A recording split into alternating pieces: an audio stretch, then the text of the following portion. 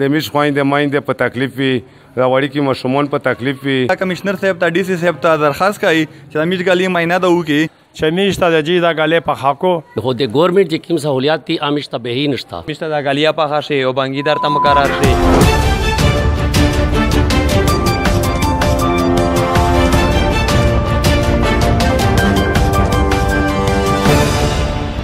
السلام علیکم زه صاحب زمان انصاف نیو د تاسو خدمت حاضر یم زنن په مقابل د کسبونه تر غلای چې دا د کایوا ګورشن اقبال کالونی دو و ډېر مسالې وته جوړې دي تکلیفونه دي وته دی لکه دا خبره کوي چې ټول روډینا په خوشل چوکینا خلی شلو خدا کلی چې کیما دا مین بازار شه دو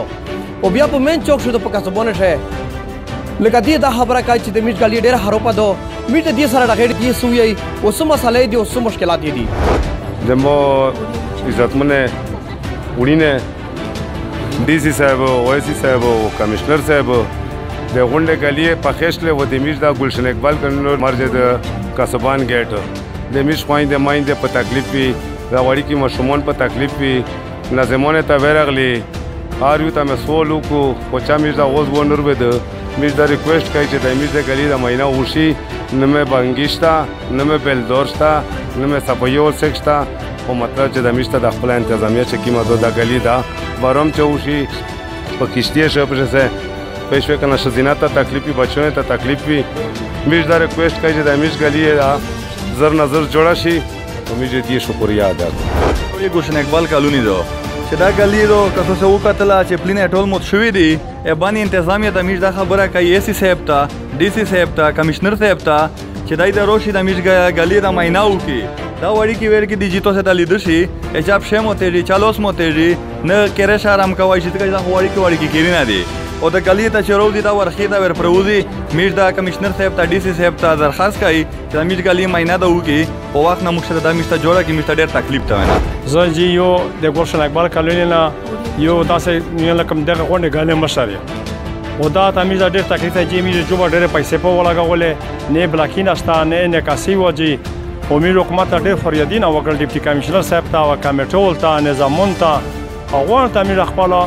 درخواستونه کړې دي چې خو هیڅ هم سره امداد ونه کړ امید دا یو ریکویسټ کی په ډیپټي کمشنر صاحب ته کمشنر صاحب ته کمیټول انتظامیه ته چې میش ته د جی دا ګالې په خاکو ډېر لوی تکلیف دی د وړوکي بچون دي دا غونډه کله چاپ شپ شو وخیږي چې چاپ شم متشي دا اورینه دی په شجی نه کاسي او شزینات ډېر لوی تکلیف دی میجی دا یو مهرباني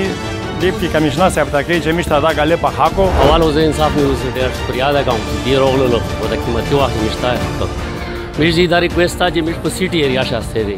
میش هر قسم ټیکس پریکای پراپرټي ټیکس پریکای ویل ټیکس پریکای د دې کالونی هر قسم میش ټیکس پریکای هو د ګورنمنٹ چې کوم سہولیات دي میش ته به هی نشته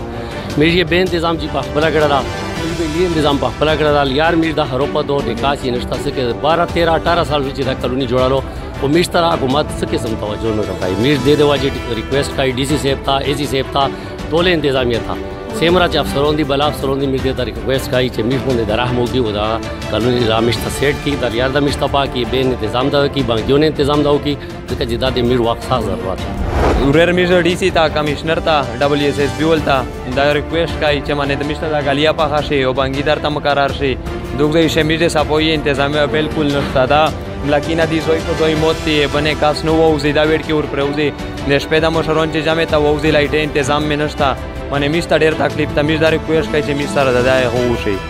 ته دا خبر اوګه چې کیم ویډ کې ور پروتي هغه ته میش په کیمرا باندې حکومت ته اوسه چې دا ور پروتي دي کیم دي دا روشا وړینه دا ویډ کې دي روشي دا وګورئ